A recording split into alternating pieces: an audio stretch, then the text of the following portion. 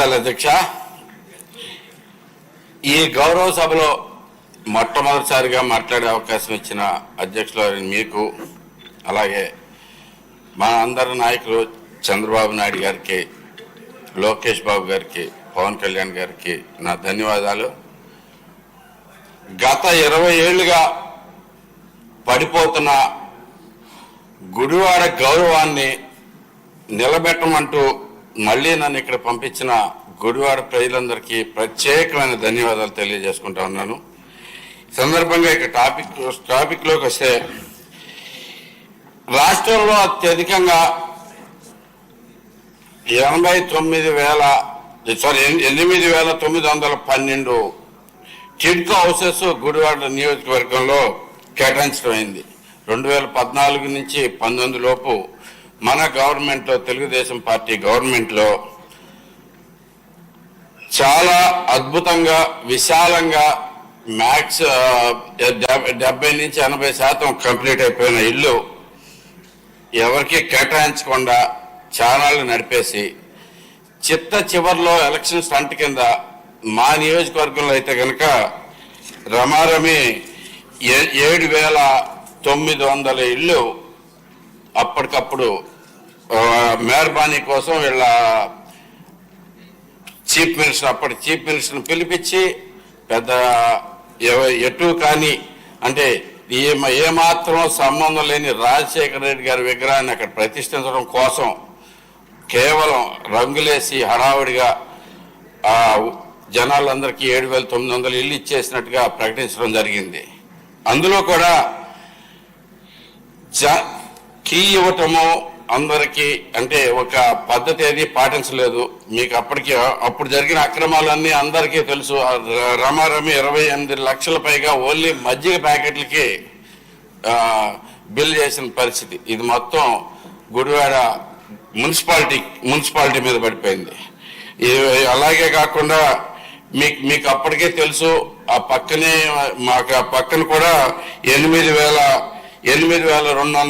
ఇల్లు సెంటు స్థలాలు కూడా ఇవ్వటం జరిగింది ఎన్టీఆర్ నగర్. ఇప్పుడు ప్రస్తుతం దానిలో కూడా మట్టి ఫిల్లింగ్ లో కూడా చాలా అక్రమాలు జరిగినాయి అధ్యక్ష. దాని మీద కూడా దయచేసి విచారణ చేయాలని చెప్పి సభ ద్వారా కోరటం జరుగుతుంది.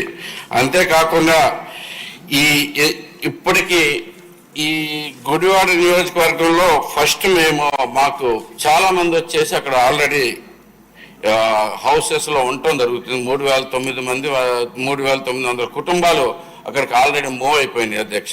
మొత్తం 8,900 కుటుంబాలు వస్తే అక్కడ రకరకాల ప్రాబ్లమ్స్ ఉన్నాయి అధ్యక్ష. మొట్టమొదటిగా చూసుకుంటే మంచినీళ్ళకి సరైన సౌకర్యాలు అక్కడ కల్పించకుండా ఏమాత్రం అంటే మొత్తం అసలు అంటే మనకు అవసరమైన ఎటువంటి నిత్యంగా అవసరమైన ఏవి అక్కడ సమస్యలు అలాగే ఉంచేసి గబగబా చేయడం జరిగింది. స్ట్రీట్ లైట్ లేవు అక్కడ, మంచినీరు లేదు, పారిశుద్ధ్యం లేదు, కనీసం పోలీస్ అవుట్ పోస్ట్ లేదు. ఎన్ని వేల ఇళ్ళు అంటే 8,900 ఇళ్ళు అంటే ఇవ్వటం జరిగితే రామారామి 35,000 మంది దాకా అక్కడ ఉండటం జరుగుతుంది. కానీ వీళ్ళకి సంబంధించిన అవసరాలు ఏమాత్రం పట్టించుకోకుండా మంచినీళ్ళు ఇవ్వటానికి అయితే కనుక సదుపాయం లేదు అధ్యక్ష. 18 లక్షల లీటర్లతోటి ఓవర్ హెడ్ ట్యాంక్ కట్టారు. అది ఒక్కసారి కూడా ఇప్పటిదాకా మేము కూడా ఫుల్ చేయలేకపోయాము. అంటే అక్కడ ఎంత దారుణమైన పరిస్థితులు ఉన్నాయో చూడండి అధ్యక్ష. రోజు వాటర్ సప్లై చేయటం అనేది ఒక యజ్ఞంలా జరుగుతుంది గుడివాడలో. ఇక్కడికి ఎంత ట్రై చేసినా కానీ, మన పంపుల ద్వారా ఎంత పంపు చేసినా కానీ మనకి ప్రజలకు నీళ్ళు అందే పరిస్థితి లేదు. అదే కాకుండా స్ట్రీట్ లైట్స్ మెయింటెనెన్స్, ఈ బదిలీ కార్యక్రమం అయితే కనుక మున్సిపాలిటీకి హడావుడిగా బదిలీ చేసిన కార్యక్రమం అయితే కనుక చాలా మొక్కుబడిగా జరిగిపోయింది. వచ్చిన వాళ్ళందరికీ తాళాలు ఇవ్వటమే ధ్యేయంగా జరిగింది. కానీ దాంట్లో మౌలిక సదుపాయాలు ఉన్నాయా, ఏం అవసరం అవుతుంది, ఎలా చేయాలి అనేది ఏ మాత్రం పట్టించుకోలేదు. ఆ గవర్నమెంట్కి పని ఎలా చేయాలనేది కూడా తెలియదు.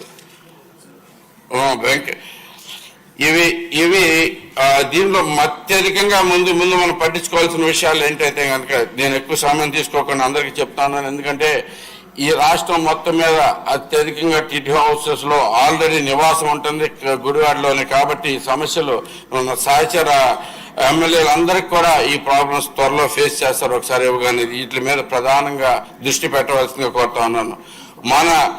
మన గవర్నమెంట్లో ఇచ్చిన వాళ్ళందరికీ క్యాన్సిల్ చేశారు అలాట్మెంట్స్ అన్ని. అలాట్మెంట్స్ తాలూకా డబ్బు మన వాళ్ళు కట్టిన 50,000 డీడీలు కానీ 25,000 డీడీలు కానీ అలాగే ఉండిపోయినాయి. వాళ్ళకి వెనక్కి కూడా ఇవ్వలేదు. దాని మీద వెంటనే ఇమీడియట్ గా దృష్టి పెట్టాలి అధ్యక్ష. బ్యాంక్ ఇన్స్టాల్మెంట్స్ కట్టమని చెప్పి బ్యాంకుల నుంచి చాలా ఒత్తిడి వస్తూ ఉంది. చాలా అంటే 8,900 3,900 మంది ఇళ్ళు అక్కడ ఉండటం జరుగుతున్నా కానీ మిగతా వాళ్ళందరూ కూడా ఆల్రెడీ అలాట్ చేసాము అనే దృష్టితోటి బ్యాంక్ వాళ్ళ దగ్గర నుంచి పెద్ద ఒత్తిడి వస్తుంది అధ్యక్ష. దాని మీద వెంటనే చర్యలు తీసుకోవాల్సి కోరుతా ఉన్నాం. అంతేకాకుండా ఈ 35,000 నుంచి పక్కన ఉన్న పిఎంఏవై సెంటు స్థలాలతో కలుపుకుంటే 17,000 మంది గుడివాడ ఒక్క నియోజకవర్గంలోనే ఒకే చోట నివాసం ఉండేదానికి మంచినీళ్ళ సదుపాయం ఏర్పాటు చేయాలంటే మస్ట్ గా ఎస్ఎస్ ట్యాంకులు, క్లీనింగ్ ఫెసిలిటీస్ పెట్టి అక్కడ కూడా దాని మీద వెంటనే యాక్షన్ తీసుకోవాల్సిందిగా కోరుతా ఉన్నాం అధ్యక్ష. చాలా ఇంపార్టెంట్ అది. ఈ పారిశుద్ధ్యం చూసుకుంటే మీరు పారిశుద్ధ్యంలో అయితే కనుక చాలా దారుణమైన పరిస్థితులు నెలకొన్నాయి అధ్యక్ష. బేసిక్గా మీరు కొంచెం ఇంపార్టెంట్ అధ్యక్ష, ఎందుకంటే మేము ఆల్రెడీ ఫేస్ చేస్తున్నాం. త్వరలోనే సహచరులందరూ కూడా ఈ ప్రాబ్లమ్స్ ఫేస్ చేస్తారు అధ్యక్ష. అందుకని చెప్తా ఉన్నాను.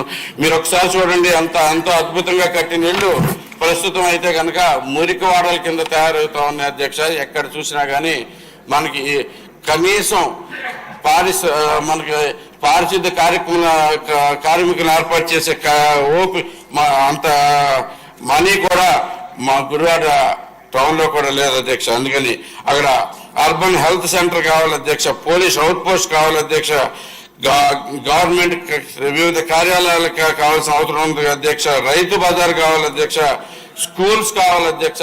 అంతేకాకుండా ఇంతమంది అంటే ట్రాన్స్పోర్టేషన్ కూడా చాలా కష్టమైపోతుంది అధ్యక్ష. ఒకే చోట కాన్సన్ట్రేటెడ్ గా ఇంతమంది ఉండటం వల్ల వాళ్ళకి సరైన ట్రాన్స్పోర్టేషన్ కూడా ప్రొవైడ్ చేయాల్సిన అవసరం ఉంది అధ్యక్ష. ఎందుకంటే అటు నుంచి వెళ్ళే అంటే డెడికేటెడ్ ట్రాన్స్పోర్టేషన్ కూడా అవసరం అధ్యక్ష. వీళ్ళందరూ రోజు పని కోసం గుడివాడ చుట్టుపక్కల వీటిలన్నిటికీ రావాలి అధ్యక్ష. అన్నిట్లోకి ఇంపార్టెంట్ గా దీనిలో ఇవన్నీ తీసుకున్నా కాకుండా ఇంకొకసారి ఒకే ఒక్క విషయం, వెంకయ్య నాయుడు గారి చొరవతోటే మనకి మా గుడివాడలో ఎన్ని కార్యక్రమాలు ఎన్ని హౌసెస్ అప్రూవ్ అవటం జరిగింది అధ్యక్ష. ఆయన కూడా ఈ సభ ద్వారా మా గుడివాడ ప్రజల నుంచి థ్యాంక్స్ చెప్పుకుంటూ సెలవు తీసుకుంటున్నాను అధ్యక్ష. Thank you very much.